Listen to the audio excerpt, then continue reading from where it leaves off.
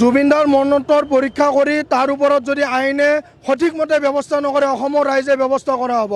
নেপালৰ নিচিনা ঘটনা হয়তো হৈ যাব তেখেতসকলৰ লগত। নেপালত যেনেকৈ মন্ত্ৰী বিধায়কক মাৰিছিল জুবিনদাক হত্যাকাৰীক আমি তেনেকৈ কোবাম।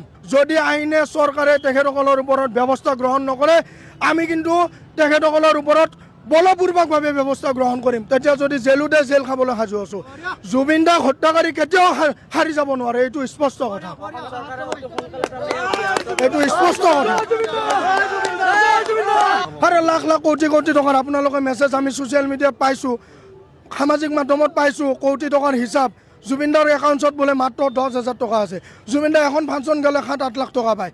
ইমান ফাংচন জুবিনদাৰ নিচিনা ফাংচন গোৱা মানুহ অসম নহয় ভাৰততে নাই। সেই টকাবোৰ ক'ত গ'ল? সেই টকাবোৰ তেখেতসকলে আত্মসাৎ কৰিছে, এতিয়া উভতাই দিব লাগিব বুলি সেই ষড়যন্ত্ৰ কৰি জুবিনদাক হত্যা কৰা হৈছে।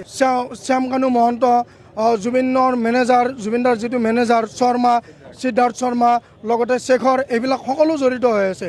জুবিনদা পানী ডুবি কেনেকৈ মৰিল ইমানবোৰ মানুহ থকাৰ পিছত? জুবিনদাৰ কাৰণে জান দিব লাগিছিল তেখেতসকলে। অসমতো বহুত জনতা আছে, জুবিনদাৰ অনুৰাগী আছে, য'ত জুবিনদাৰ তেনেকুৱা অৱস্থা হ'লে নিজৰ জান দি হ'লেও জুবিনদাক বচালে হয়। তেখেতসকল কিয়নো বচাব নোৱাৰিলে?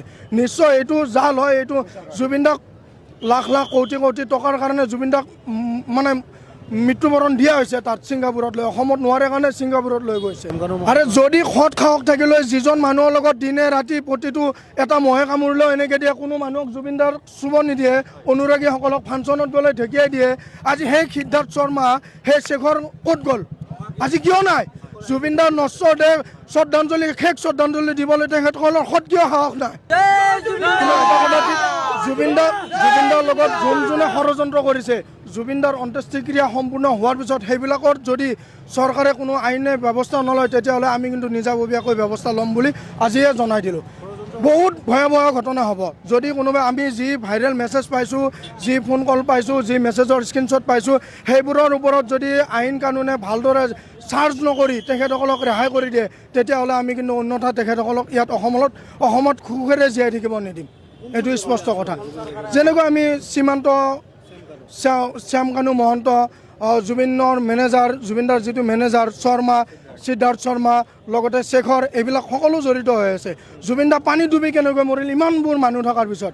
জুবিনদাৰ পোষ্টমৰ্টম ৰিপৰ্টত আহিছে যে পানী ডুবি ঢুকাইছে। আমিতো ভাবিছিলোঁ জুবিনদাৰ দুৰ্বল মানুহ, হৃদযন্ত্ৰ বন্ধ হৈ ঢুকাইছে, আমিতো সেইটো ভাবিছিলোঁ।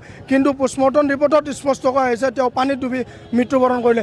ইমানবোৰ পালি পৰি থকাৰ পিছত কেনেকৈ পানীত পৰি মৃত্যুবৰণ কৰে? জুবিনদাৰ কাৰণে জান দিব লাগিছিল তেখেতসকলে। অসমতো বহুত জনতা আছে, জুবিনদাৰ অনুৰাগী আছে, য'ত জুবিনদাৰ তেনেকুৱা অৱস্থা